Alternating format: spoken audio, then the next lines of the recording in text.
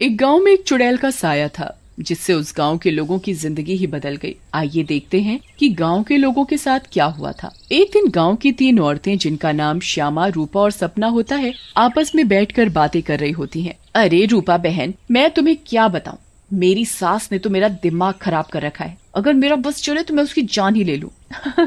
अरे क्या हुआ श्यामा बहन, इतना गुस्से में क्यों हो? शांति मौसी ने क्या कर दिया? हाँ तुम घर में अकेली हो ना, इसीलिए इतने मजे से रहती हो। हमसे पूछो जिनकी सास है, एक तो खाती हैं इतना, रोटी बना बना कर मेरे तो हाथ ही थक जाते हैं, ऊपर से हर काम में कमियां निकालती हैं। सही कह रही हो श्यामा बहन, मेरी कहानी भी कुछ कुछ तुम्हारी तरह ही है। मैं तो जरा सा अपने मर्द के साथ बैठ क्या जाऊं, पता नहीं कहां से बुढ़िया को खबर मिल जाती है, वहीं आकर सर पर खड़ी हो जाती है। हाँ ये तो चिंता की बात है सपना बहन, मौसी को समझाओ, नहीं तो दादी कैसे बनेंगी। रूपा की बात सुनकर तीनों जोर जोर से हंसने लगती हैं। तभी उनकी नजर एक गोलगप्पे वाली पर पड़ती है। गोलगप्पे वाली बहुत ही सुंदर होती है, उसे देखकर तीनों से रहा नहीं जाता और वो तीनों गोलगप्पे वाली के पास चली जाती हैं। अरे तुम तो औरत होकर गोलगप्पे बेच रही हो।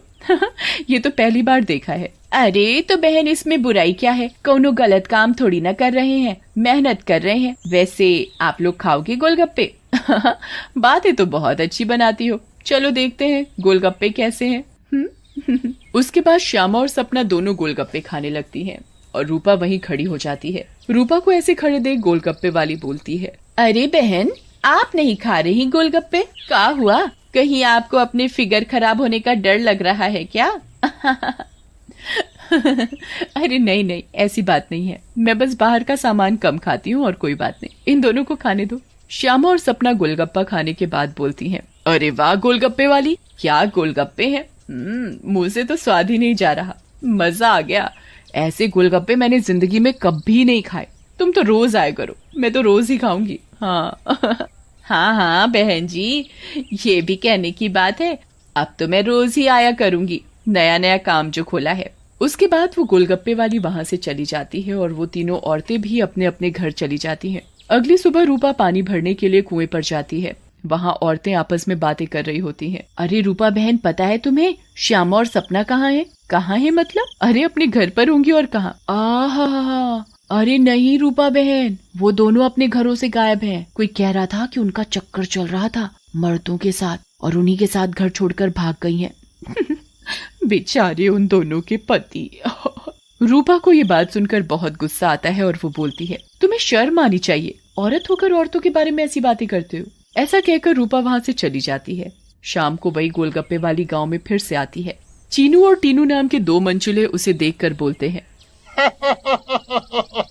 अबे टीनू, वो देख क्या लड़की है, एकदम एक नंबर, ये तो तेरी भाभी बनने लायक है बीड़ू। सही कह रहा है चीनू, लेकिन इसमें थोड़ा गलती होने का, ये अपन की नहीं, तेरी भाभी बनने लायक है, समझा क्या? फिर वो दोनों गोलगप्पे वाली के पास जाते हैं और बोलते हैं, ए गोलगप्पे वाली, क्या गोलगप्पे खिलाएगी हम दोनों को? आप दोनों भी कैसी बातें करते हैं, ये गोलगप्पे क्या मैंने पानी भरकर होली में मारने के लिए रखे हैं? आप बहुत मजाक किया हो मेरी तरह। वैसे क्या नाम है आपका? नाम में क्या रखा है साहब, आप गोलगप्पे खाइए ना, अगली बार आऊंगी तो नाम भी पता चल जाएगा। फिर चीनू और टीनू गोलगप्पे खाने लगते हैं। वाह, क्या गोलगप्पे हैं, इतने टेस्टी, लगता है तुम्हारे हाथ चूम लूं। मजा आ गया, मजा। फिर टीनू और चीनू गोलगप्पे वाली के सारे गोलगप्पे खा जाते हैं। अरे आप दोनों तो बहुत सारे गोलगप्पे खा गए, कहीं आपका पेट ना खराब हो जाए।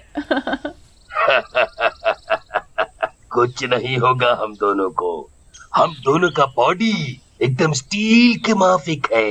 वैसे कल आएंगी आप यहाँ? लेकिन गोलगप्पे वाली कुछ नहीं बोलती और वहाँ से चली जाती है। रात में ज्यादा गोलगप्पे खाने की वजह से टीनू और चीनू के पेट में दर्द होता है। हाय रे, मर गया। अरे टीनू भाई, ये लड़के का चक्कर अपन दोनों के लिए भारी पड़ गया रे। बहुत तेज दर्द हो रहा है पेट में। सही बोल रहा है भाई, अपन के पेट में भी बहुत गुड़गुड़ गुड़गुड़ सा हो रहा है और टॉयलेट तो कई बार होकर आया। मर गया रे, फिर से आ गई। टीनू और चीनू दर्द के मारे पेट पकड़कर बैठे होते हैं। तभी वो गोलगप्पे वाली उनके पास आ जाती है और बोलती है, क्या हुआ मेरे आशिकों, ऐसे क्यों बैठे हो, पेट में दर्द हो रहा है क्या? तुम्हें पता था कि क्या मिलाया है तुमने इसमें, बताओ। लेकिन तभी गोलगप्पे वाली चुड़ैल के रूप में आ जाती है। उसे ऐसे देखकर टीनू और चीनू दोनों घबरा जाते हैं और भागने लगते हैं। ये क्या हो गया अपन लोगों के साथ? हम तो परी समझ रहे थे, ये तो चुड़ैल निकली। अब हम क्या करेंगे? भागो रे भागो, अपनी जान बचाकर भागो। अब हम क्या करेंगे? करेगी तो ये चुड़ैल, अगर हम यहाँ से नहीं भाग पाए, इसलिए भागो यहाँ से। लेकिन चुड़ैल उन दोनों को पकड़ लेती है और मार डालती है और वहाँ से चली जाती है। इसके बाद तो मानो ये रोज की बात हो जाती है। रोज वो चुड़ैल गोलगप्पे वाली बनकर आती और गोलगप्पे खिलाकर रात में लोगों को मार डालती। इन सब से गांव वाले बहुत परेशान हो जाते हैं और एक दिन पंचायत बिठाते हैं। पंचायत में रूपा भी जाती है। अरे भाइयों, गांव संकट में है, हम सबको मिलकर इस समस्या का समाधान निकालना पड़ेगा, नहीं तो एक एक करके पूरा गांव ही खाली हो जाएगा। तभी रूपा का पति दीनू बोलता है, लेकिन सरपंच जी, हमें तो कुछ पता नहीं है कि ये सब कौन कर रहा है, या लोग अपने आप घर छोड़कर जा रहे हैं। सही कह रहे हो दीनू बेटा, लेकिन हम ऐसे शांत तो नहीं बैठ सकते और अपने गांव वालों को जाने नहीं दे सकते। हमें कुछ तो करना ही होगा। हाँ। फिर पंचायत में कोई भी फैसला न निकलने पर सभी गांव वाले अपने अपने घर चले जाते हैं। उसी दिन दोपहर में चुड़ैल फिर से गोलगप्पे वाली का भेष बदलकर गांव में आती है। रूपा उसके पास जाती है और बोलती है, अरे गोलगप्पे वाली, जरा गोलगप्पे खिला दे, सुबह से मन खराब हो रहा है, शायद चटपटा खाने से ठीक हो जाए। लेकिन तभी उसकी नजर गोलगप्पे वाली के पैरों पर पड़ती है। गोलगप्पे वाली के पैर उल्टे होते हैं। रूपा ये देखकर समझ जाती है कि हो न हो ये इसी का किया धरा है। रूपा सब समझने के बावजूद गोलगप्पे खाने लगती है और खाकर वहाँ से चली जाती है और दीनू के घर में जाकर सारी बात बताती है, जिसे सुनकर दीनू बोलता है, तुम पागल हो गई हो क्या रूपा? अगर उस गोलगप्पे वाली पर तुम्हें शक था तो तुमने गोलगप्पे क्यों खाए और अपनी जान जोखिम में क्यों डाली? मैंने अपनी जान जोखिम में नहीं डाली, तुमने एक बात पर ध्यान नहीं दिया।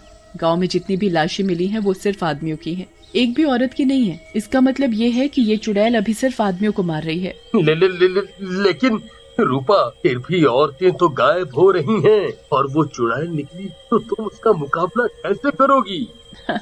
हम औरतों में बड़ी शक्ति होती है, हम अगर अपनी पर आ जाएं तो किसी को भी अपने बस में कर लें। ये तो एक चुड़ैल है, इसे मैं देख लूंगी। तुम चिंता मत करो। फिर रूपा और दीनू अपने कमरे में सो जाते हैं। लेकिन रूपा की चिंता में दीनू को नींद नहीं आती और वो आंख बंद करके लेटा रहता है। रात में चुड़ैल उन दोनों के कमरे में आती है और रूपा को यूं आराम से सोते हुए देखकर हैरान रह जाती है। ये औरत तो वाकई बहुत निडर है, क्या मत सो रही है, लेकिन आज के बाद डरेगी। ऐसा कहकर चुड़ैल सोती हुई रूपा को उठा लेती है और जंगल की ओर चल पड़ती है। दीनू भी चुपचाप चुड़ैल का पीछा करने लगता है। चुड़ैल एक गुफा के सामने पहुंचकर रुक जाती है और गुफा को खोलती है। खुल जा सिमसिम। गुफा का दरवाजा खुल जाता है और चुड़ैल अंदर चली जाती है। दीनू भी चुपके से उनके पीछे पीछे अंदर चला जाता है। अंदर जाकर चुड़ैल रूपा को एक अंधेरे कमरे में ले जाती है और रोशनी करती है। जैसे ही वहाँ रोशनी होती है, गांव की बाकी औरतें भी रूपा को दिखाई देती हैं। श्यामा और सपना भी वहाँ होती है। अरे चुड़ैल, ये सब क्या है? गांव की औरतें, तुम ये क्या कर रही हो? लेकिन चुड़ैल कुछ नहीं बोलती। रूपा बहन, ये चुड़ैल पूर्णिमा के दिन हम सब औरतों की बलि देगी, बचा लो हमें। ये बचाएगी तुम्हें। इसकी जान तो खुद खतरे में है। तभी वहाँ दीनू आ जाता है और बोलता है, रूपा की नहीं चुड़ैल, बल्कि तू खतरे में है। दीनू सब औरतों को जलती मशाल दे देता है। चुड़ैल, तूने हमको और गांव वालों को बहुत परेशान किया है, गोलगप्पों की कसम, तुझे छोड़ेंगे नहीं। ऐसा कहकर औरतें चुड़ैल के ऊपर मशाल डाल देती हैं और चुड़ैल जलने लगती है। मुझे जाने दो, छोड़ दो। लेकिन चुड़ैल थोड़ी ही देर में जलकर भस्म हो जाती है